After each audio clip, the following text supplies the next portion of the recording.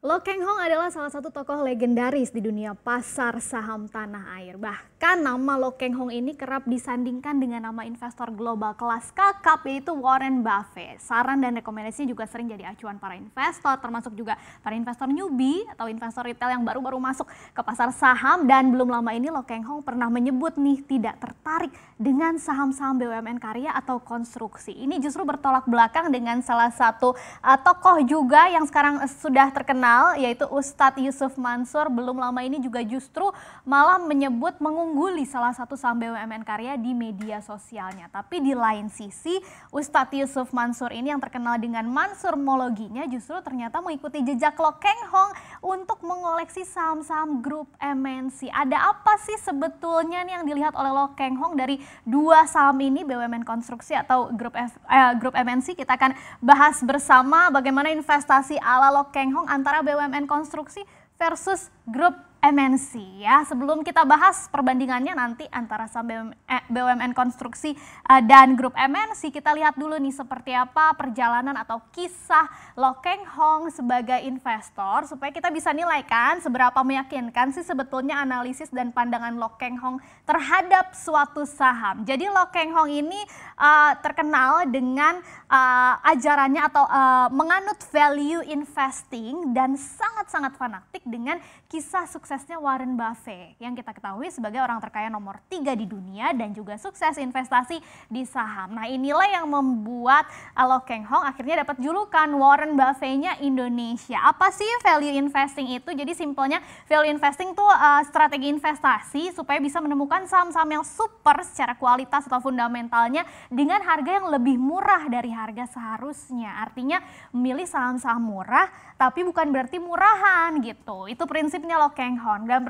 perjalanan Lo Keng Hong ini juga sudah dimulai sudah lama banget sejak 31 tahun lalu. Jadi tidak perlu diragukan lagi ya. Nah, salah satu cuan atau keuntungan terbesarnya yang pertama kali didapatkan oleh Lo Keng Hong ini berasal dari saham United Tractors atau UNTR. Sedikit kisah nih, jadi waktu itu tahun 1998 masih ingat mungkin sedang terjadi krisis moneter global, kemudian pasar modal juga sedang anjlok-anjloknya. Lo Keng Hong ini justru beli UNTR di harga yang murah waktu itu walaupun perusahaannya lagi mengalami rugi yang membengkak. Dan saat itu kenapa dibeli? Karena Lo Keng Hong yakin bahwa ketika kondisi perekonomiannya sudah membaik, maka UNTR ini akan memiliki yang memiliki memang manajemennya sehat itu akan membukukan lagi keuntungan. Dan benar saja sudah 6 tahun dipegang kemudian dijual ketika cuannya atau pergerakan harganya sudah naik hampir 6.000% ya. Jadi keuntungannya waktu itu disebutkan kira-kira 90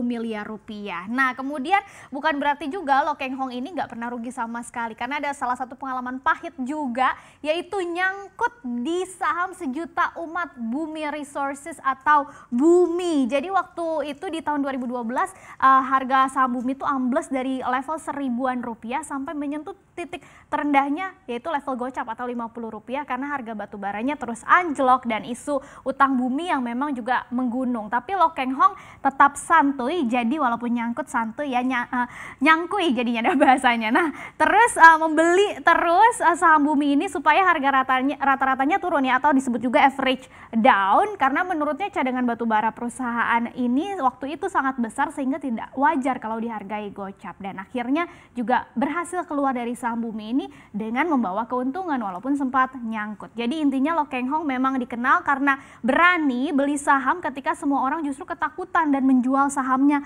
waktu itu ya. Nah, kemudian kita kembali lagi ke topik kita kali ini yaitu BUMN karya versus grup MNC atau BUMN konstruksi versus grup MNC ya. Berbeda tadi dengan Ustadz Yusuf Mansur yang mengungguli salah satu saham BUMN konstruksi, justru Lo Keng Hong menghindari nih saham-saham ini. Karena apa?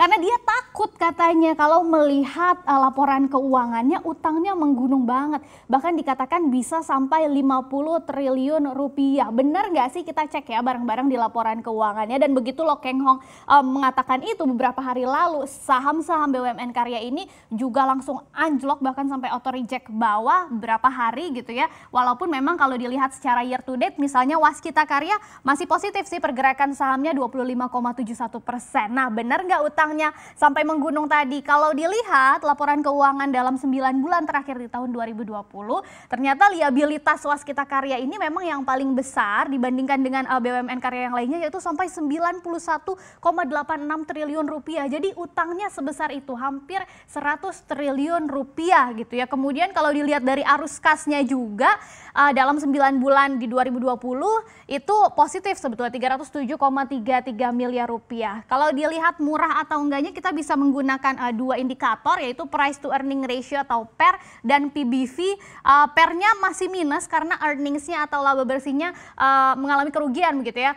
Dan akhirnya 7,2 kali minusnya. Kemudian PBV-nya 1,9 kali, dan kalau dilihat Wika kinerja sahamnya masih positif juga 8,59%. Utangnya memang nggak sampai 50 triliun, tapi tetap cukup besar ya di angka 45,26 triliun rupiah. Kemudian arus kasnya ini Wika malah negatif, artinya arus kas yang keluar itu lebih besar daripada kas yang masuk. Jadi negatif 5,77 triliun rupiahnya, bahkan PER-nya sudah sampai ratusan kali, 288,17 kali, walaupun PBV-nya masih 1,43 kali. Dan dua BUMN karya yang lainnya juga masih sama, kinerja sahamnya cukup positif, baik Adikarya atau juga PT PP. Utangnya juga kalau Adikarya 31,97 triliun rupiah, arus kasnya masih positif, tapi lagi-lagi PER-nya di atas 100 ya, sudah triple digit, jadi sampai 323,76 kali, dan PBV-nya 1,19 kali. PT PP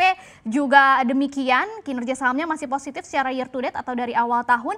Liabilitasnya atau utangnya masih berkisar 30-an triliun rupiah begitu ya. Arus kasnya sama seperti Wika tadi sudah negatif 4,11 triliun, PER-nya masih sama triple digit juga. Jadi bisa disimpulkan kalau dibandingkan nih PER dan PBV dengan perusahaan konstruksi yang lainnya atau sama-sama di sektor konstruksi, itu memang jauh lebih besar dari PER-nya, walaupun dari PBV-nya masih lebih kecil sebetulnya, karena kira-kira 1,7 kali kalau PBV sektor konstruksi. Kalau PER-nya itu jauh lebih besar karena sampai ratusan ya. Nah, kalau saham grup MNC ini kenapa nih? Apa yang dilihat oleh Lo Keng Hong sampai akhirnya membeli salah satu saham grup MNC, yaitu BMTR ya. Kita lihat kinerja saham BMTR itu secara year to date justru minus nih 16,09%. Tapi memang dibandingkan dengan BUMN konstruksi tadi, utangnya jauh lebih kecil. Kita lihat dalam 9 bulan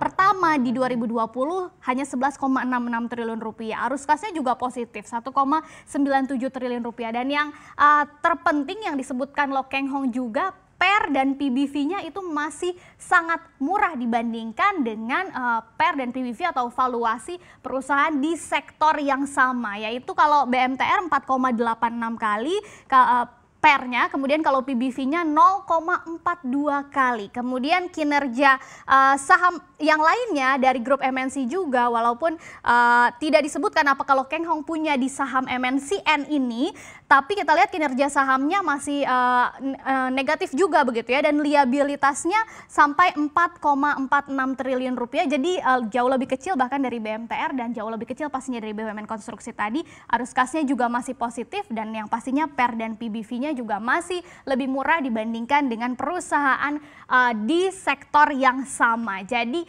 yang paling penting yang ditegaskan oleh Lo Keng Hong, apapun sahamnya, khususnya ini pesan bagi para investor yang baru masuk ya, karena investor retail katanya pertumbuhannya sangat signifikan belakangan ini. Yang paling penting adalah jangan hanya ikut-ikutan rekomendasi orang saja. Ada banyak sekali mologi-mologi yang beredar belakangan ini, tapi dibuka laporan keuangannya tadi, karena prinsip Lo Keng Hong ini adalah value investing. Jadi betul-betul dicari nih yang mana yang fundamentalnya bagus tapi harganya masih di bawah yang seharusnya.